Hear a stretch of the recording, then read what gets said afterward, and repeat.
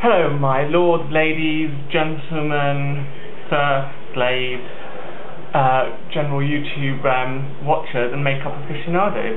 Today I'm going to do a makeup tutorial because, as you all know, and a very excited anticipation about, it's the Queen's Jubilee this year.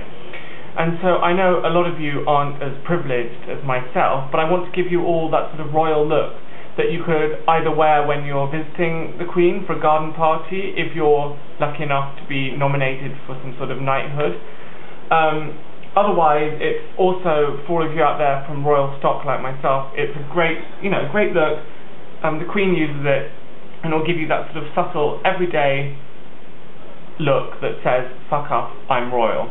Now, I've done the Princess Diana look, and that's quite different. She was a bit of an outsider, not so popular with the royal family, so this is a more standard royal look. Yeah, and forget Monaco as well, we're going real British. Now, the whole time doing this, I'm going to have to drink my gin and Dubonnet, which I'm drinking from this mug because I'm the motherfucking Queen.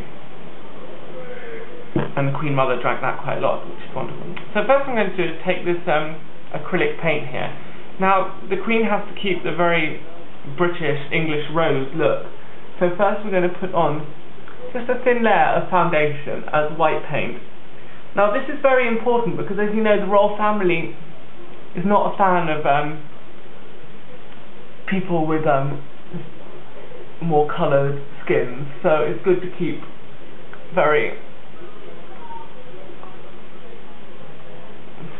make sure it's not that lead-based, because although that was good for Queen Elizabeth I, Queen Elizabeth II is a bit more health conscious. So we're just going to go for overall coverage. Nostrils, face, lips. It's starting to smell a bit, but obviously if you do it every day, this is fine. And it covers up lip hairs, which I know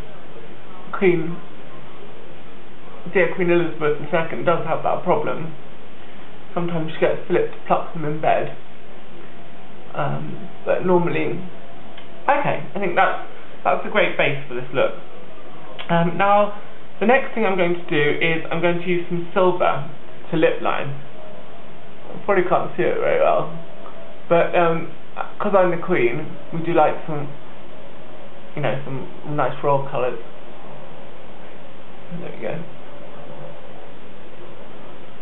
Just colour that in a bit. Brilliant.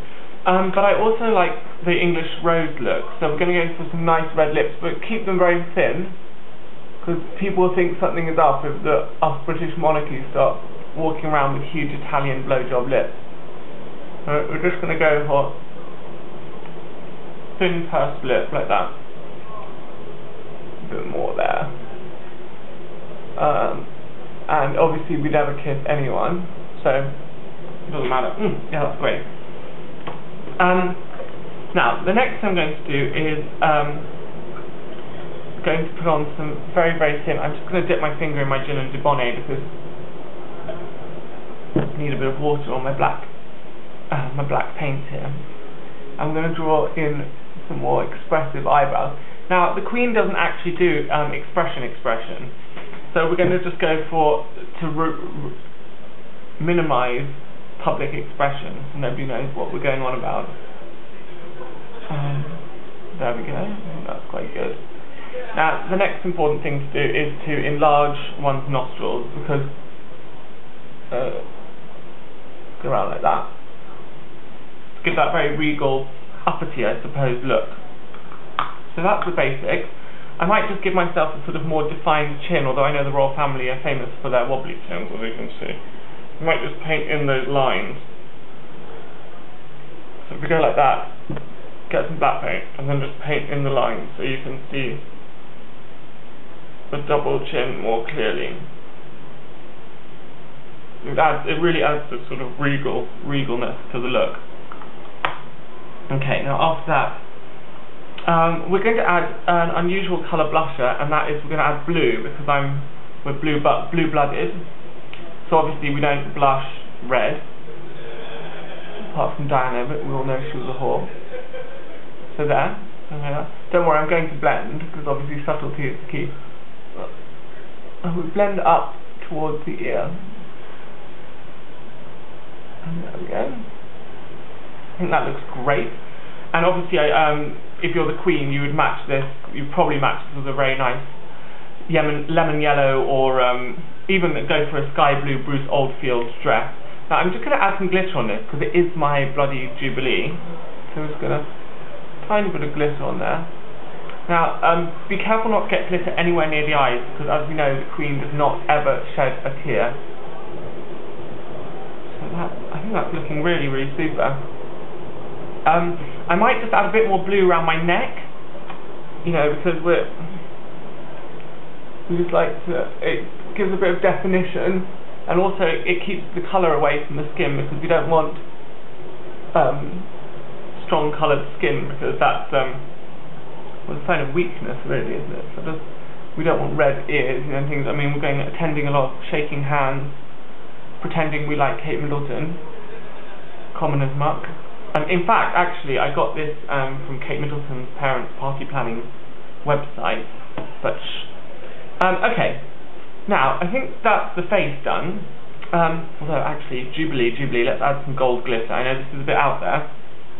I'm just going to wet the eyebrows slightly. I'm just going to add glitter to the brow. This sort of draws the attention to the eye. We're doing a lot of public speaking. There we go. Just subtly. I mean, I've got, you know, fucking... Sorry, I don't know why I'm saying fuck. I mean, I know the Queen does like that. My personal friend Fagin, who once spent an evening with her, an evening of Eros, told me that she does say fuck quite a lot.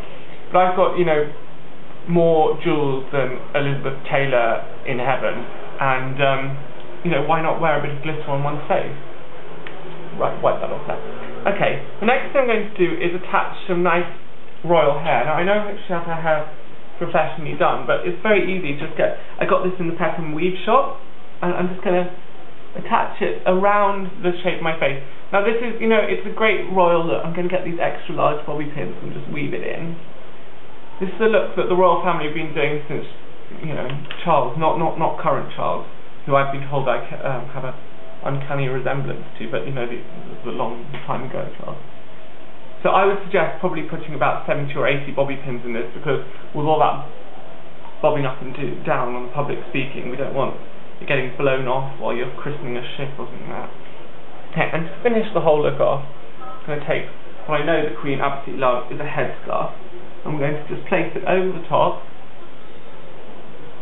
and we can't leave it like this because we'll look like Spanish royalty, which is a total no-no. Tie it here, make sure you can still see our double chins.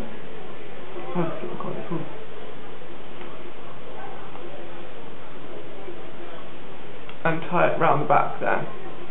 And the tighter the better, because we know the Queen doesn't like to, well, she doesn't breathe. I mean, David Icke might be right, she's a lizard. So don't sleep on a metal mattress or she'll zap you in the middle of the night. Okay, so there we have it. This is the right royal look. I'm so fucking royal. And it's perfect for the Jubilee, whether you're just celebrating with the Queen in her personal palace or from home watching the TV. Perfect. Thank you very much for watching.